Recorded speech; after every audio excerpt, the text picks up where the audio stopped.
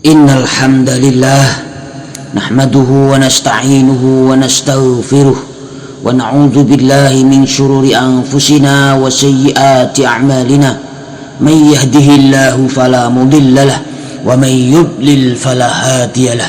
Asyhadu an la ilaha illallah wa asyhadu anna Muhammadan abduhu wa rasuluh. Allahumma shalli wa sallim ala sayyidina Muhammadin wa ala alihi wa ashabihi wa man tabi'ahum bi ihsanin ila yaumiddin. Ya ayyuhalladzina amanu taqullaha haqqa tuqatih wa la tamutunna illa wa antum muslimun. Amma ba'du fa ya ibadallah, usikum wa nafsi bitaqwallah wa ta'atihi la'allakum turhamun. Kaum muslimin jamaah Jumat yang dirahmati Allah, marilah kita senantiasa meningkatkan ketakwaan kita kepada Allah subhanahu wa ta'ala dengan sebenar-benarnya ketakwaan. Saudaraku sekalian yang dirahmati Allah, ada 4 hal yang menjadi penghambat rezeki. Yang pertama adalah tidur pagi, karena waktu pagi adalah waktu penuh berkah.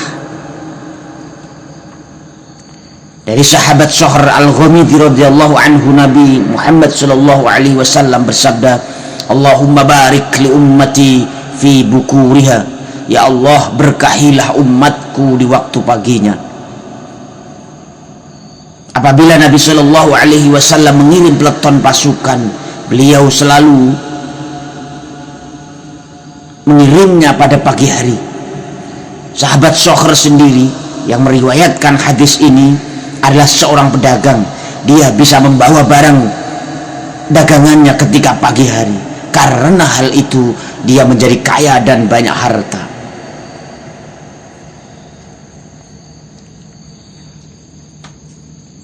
Sedangkan di antara kita memanfaatkan waktu subuh dan pagi hanya untuk pertama bermalas-malasan, enggan bangun subuh. Kalau tidak bangun subuh, bangun paginya jam 6 saat matahari telah terbit. Setelah subuh tidak rutinkan zikir pagi atau baca Al-Quran, malah kembali lagi ke tempat tidur. Kalau menunggu pun ba'da sholat subuh di masjid sampai matahari meninggi, kira-kira 15 menit setelah matahari terbit, lalu mengerjakan sholat isyraq 2 rakaat, akan mendapatkan pahala haji dan umroh yang sempurna dan sempurna. Dan ini bahayanya, jika meninggalkan sholat subuh maka akan lepas dari jaminan Allah. Dari Jundab bin Abdullah radhiyallahu anhu, ia berkata bahwa Rasulullah sallallahu alaihi wasallam bersabda, man shalla subha fahuwa fi zimmatillah fala yatlubannakumullah min zimmatihi bisyai'in fayudrikahu fayakubbahu fi nari jahannam. Barang siapa yang sholat subuh, maka ia berada dalam jaminan Allah. Oleh karena itu, janganlah menyakiti orang yang sholat subuh tanpa jalan yang benar. Jika tidak, Allah akan menyiksanya dengan menelungkupkannya di atas wajahnya dalam neraka jahanam. Hadis riwayat Imam Muslim. Bahkan yang sering tidak sholat subuh termasuk orang munafik. Laisa sholatan athqala min alal munafiqina min sholatil fajri wal isya'i walau ya'lamuna ma fihima la'atuhuma walau habuan. Tidak ada sholat yang lebih berat bagi orang munafik selain dari sholat subuh dan sholat isya. Seandainya mereka tahu keutamaan yang ada pada kedua sholat tersebut, tentu mereka akan mendatanginya walau sambil merangkak. Yang kedua yang menjadi penghambat rezeki adalah sedikit sholat, berarti kurang ketakwaan. Padahal takwa itulah pembuka pintu rezeki. Allah berfirman, wa may yattaqillaha yaj'al lahu makhraja wa yarzuquhu min haitsu la yahtasib wa may yatawakkal 'ala Allahi fahuwa hasbuh innallaha balighu amrih qad ja'ala Allahu likulli syai'in qadra.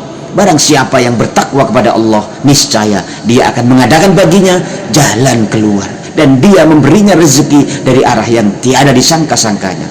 Barang siapa yang bertawakal kepada Allah, niscaya Allah akan mencukupkan keperluannya. Sesungguhnya Allah melaksanakan urusannya. Sesungguhnya Allah Ta'ala mengadakan ketentuan bagi segala sesuatu. Quran surat At-Tolak ayat 2-3. Yang ketiga, menjadi jamaah Jum'ah yang dirahmati Allah. Yang ketiga, yang menjadi penghambat rezeki adalah bermalas-malasan, juga jadi sebab rezeki sulit datang. Karena seorang muslim dituntut kerja dan tawakal pada Allah. Contohilah burung seperti yang disebutkan dalam hadis berikut, lau annakum kuntum tawakkaluna 'ala Allahi haqqa tawakkulih la razaqtum kama turzaqut tayru tawdu khimason wa taruhu bitonan. Seandainya kalian benar-benar bertawakal kepada Allah, tentu kalian akan diberi rezeki sebagaimana burung diberi rezeki. Ia pergi pagi hari dalam keadaan lapar dan kembali pada sore hari dalam keadaan kenyang.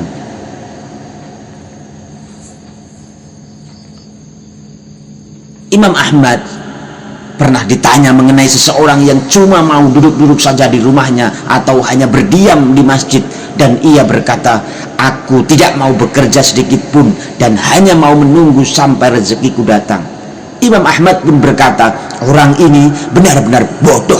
Padahal Nabi Shallallahu Alaihi Wasallam bersabda sebagaimana hadis burung di atas, bahwa burung saja bekerja dengan berangkat pada pagi hari. Para sahabat Nabi yang mulia pun berdagang dan bekerja dengan hasil kurma mereka. Merekalah sebaik-baik teladan. Saudaraku sekalian, jadi tidaklah boleh beralasan karena sibuk ibadah dan berdakwah sampai malas bekerja. Ibnu Alan mengatakan bahwa As-Suyuti berkata, Al-Baihaqi mengatakan dalam Syu'bul Iman, hadis ini bukanlah dalil untuk duduk-duduk santai, enggan melakukan usaha untuk memperoleh rezeki. Bahkan hadis ini merupakan dalil yang memerintahkan untuk mencari rezeki, karena burung tersebut pergi pada pagi hari untuk mencari rezeki.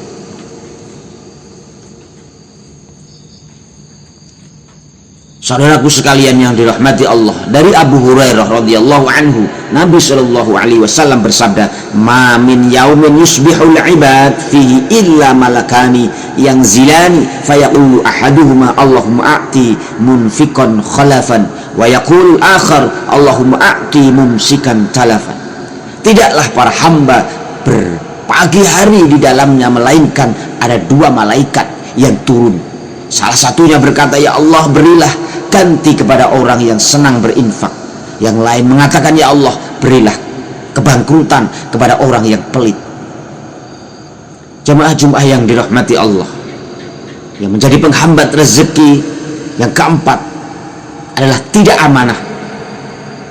Kalau yang lain sulit dipercaya, bagaimana ia mudah mendapatkan pekerjaan, mendapatkan tanggung jawab, sehingga mendapatkan rezeki yang mudah.